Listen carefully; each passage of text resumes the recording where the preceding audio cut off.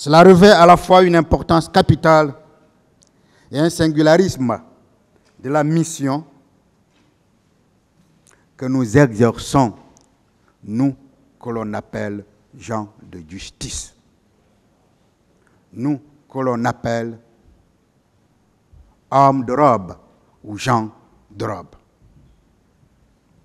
Certains diront que nous n'exerçons même pas un métier, mais que nous exerçons un sacerdoce. Je suis le plus convaincu, c'est peut-être la superstition. Monsieur le juge président, monsieur les juges assesseurs, juger pour moi ce n'est pas un métier, et c'est une vertu.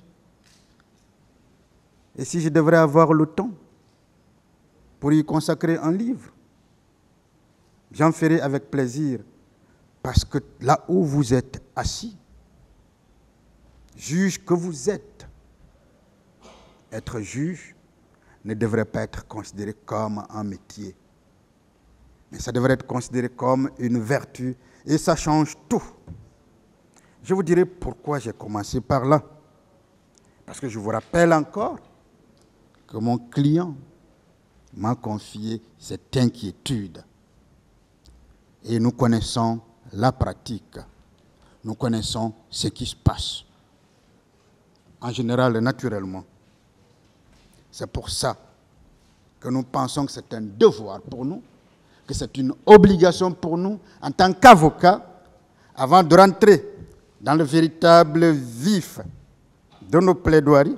Nous sommes déjà là-dedans, rassurez-vous. Mais on n'est qu'à la porte.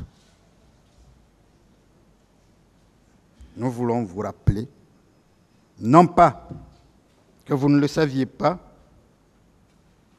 mais parce que, comme je l'ai dit, c'est un devoir pour nous de vous le rappeler. En Guinée, avant d'exercer sa mission, l'avocat prête serment en ces termes.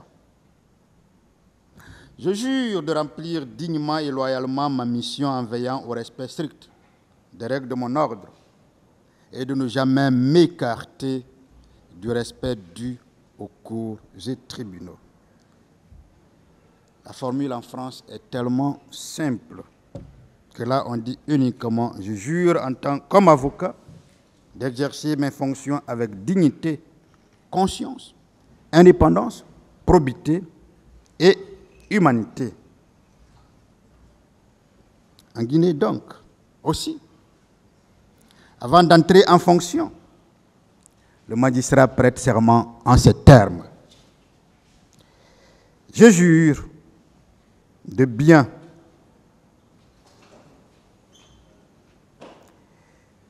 et loyalement remplir mes fonctions de magistrat, de les exercer en toute impartialité, dans le respect de la Constitution et des lois de la République, de garder scrupuleusement le secret des délibérations et des votes, de ne prendre aucune position publique,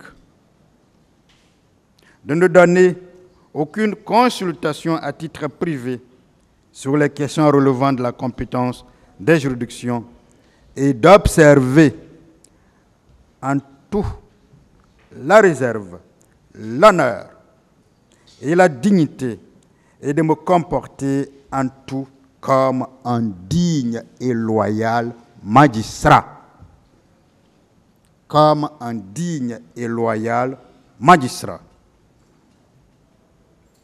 Si le président Dadis est inquiet, si j'ai pu le rassurer, c'est parce que je sais et je suis convaincu qu'en tout temps, tout lieu, la nuit comme le jour, même si vous délibérez en pleine nuit, le jour comme la nuit, en toutes circonstances, en toutes conditions, vous resterez digne, vous resterez loyal à la loi, vous vous comporterez en digne magistrat, vous vous comporterez en digne juge, vous, cher président, vous, messieurs les juges d'assesseurs.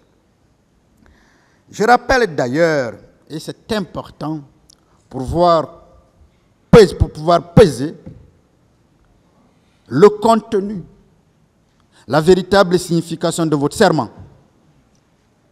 Je rappelle que préalablement au serment du magistrat accompli que vous êtes, l'auditeur de justice prête lui-même serment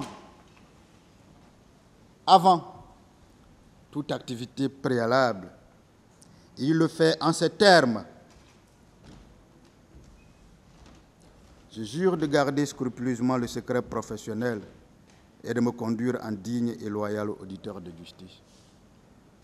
Voyez-vous que le terme loyauté, le terme dignité apparaît même avant d'être magistrat accompli.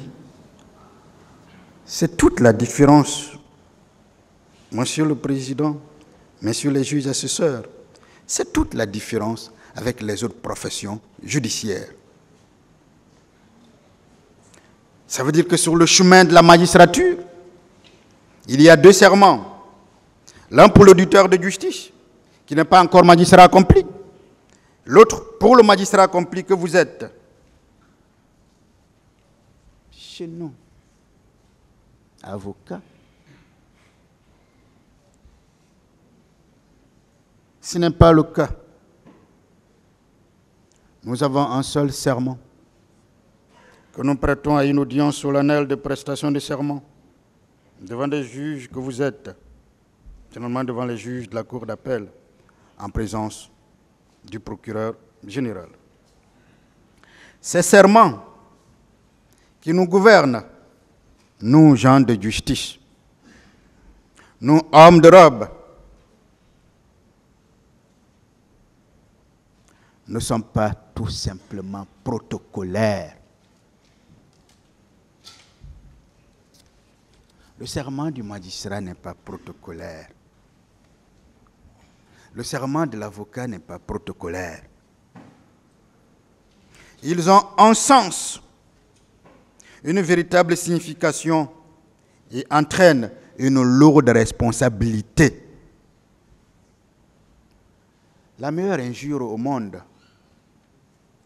qu'on puisse faire à une personne, Monsieur le Président, Messieurs les assesseurs, c'est lui dire qu'elle n'est pas responsable.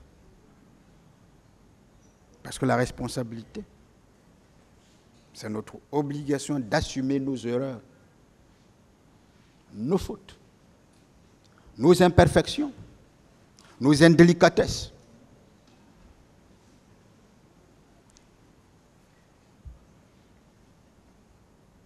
Le serment est donc le sésame pour tout homme, pour toute femme qui aspire à devenir avocat ou magistrat.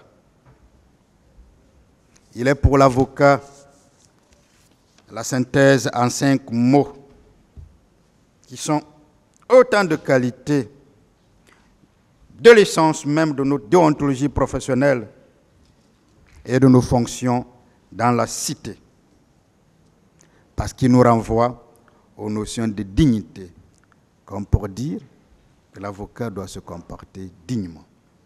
Il nous renvoie aux notions de conscience. Et d'ailleurs, c'est la conscience que l'avocat partage avec vous, juges.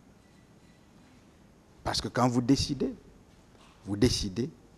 selon votre conscience, sur la base, bien sûr, des tests de